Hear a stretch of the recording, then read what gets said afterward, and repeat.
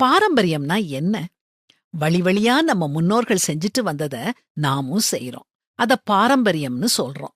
அவங்க அத ஏன் செஞ்சாங்க அப்படிங்கிற காரணத்த தெரியாமலே நாம பல விஷயங்கள கடைபிடிக்கிறோம்.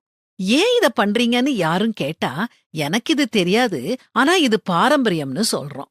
இந்த பதில் விவேகமா இருக்குதா? ஒரு சம்பவத்த சொல்லி இத புரிய வைக்கலாம்னு நினைக்கிறேன். ஆர்மில ஒரு கேம்புக்கு ஒரு புது கமாண்டர் நியமிக்கப்பட்டாரு. அவர் தனக்கு கொடுக்கப்பட்ட இடத்த சுற்றி இன்ஸ்பெக்ட் பண்ணாரு. 2 வீரர்கள் ஒரு பெஞ்ச காவல் காத்துக்கிட்டு நிக்கிறத அவர் பார்த்தாரு. ஏன் இத காவல் காக்குறீங்கன்னு கேட்டாரு. அதுக்கு அவங்க, எங்களுக்கு தெரியாது, முன்னாடி இருந்த கேம்ப் கமாண்டர் எங்க கிட்ட இந்த பெஞ்ச காவல் காக்க சொன்னாரு, அதனால நாங்க இங்க இருக்கிறோம். இது ஒரு வகை ரெஜிமெண்ட் பாரம்பரியம்னு சொன்னாங்க.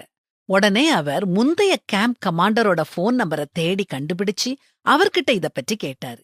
அதுக்கு அவரு, எனக்கு தெரியாது, எனக்கு முந்தைய கேம்ப் கமாண்டர் அந்த பெஞ்ச காவல் காக்க 2 காவலர்களை வச்சிருந்தாரு, நான் அந்த பாரம்பரியத்தை தொடர்ந்து செஞ்சேன்னு சொன்னாரு. இவர் முன்னாடி அங்க வேலை பார்த்த இன்னும் 3 கேம்ப் கமாண்டர்ஸுக்கும் முன்னாடி பணி செஞ்ச கமாண்டரை கஷ்டப்பட்டு கண்டுபிடிச்சாரு. அவரு ஜெனரல் ஆகி ரிட்டையர்ட் ஆகி 100 வயசுல இருந்தாரு. அவர்கிட்ட, சார், நீங்க 60 வருஷத்துக்கு முன்னால கமாண்டரா இருந்த கேம்புக்கு இப்போ நான் கமாண்டிங் ஆபீசர்.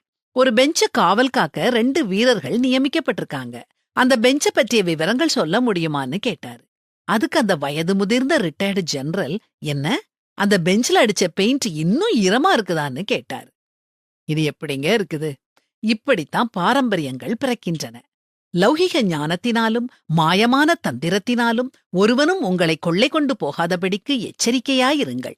அது மனுஷர்களின் பாரம்பரிய நியாயத்தையும் உலக வழிபாடுகளையும் பற்றினதேயல்லாமல் கிறிஸ்துவை பற்றினதல்ல அப்படின்னு பரிசுத்த வேதாகமும் நமக்கு எச்சரிப்பு கொடுக்குது.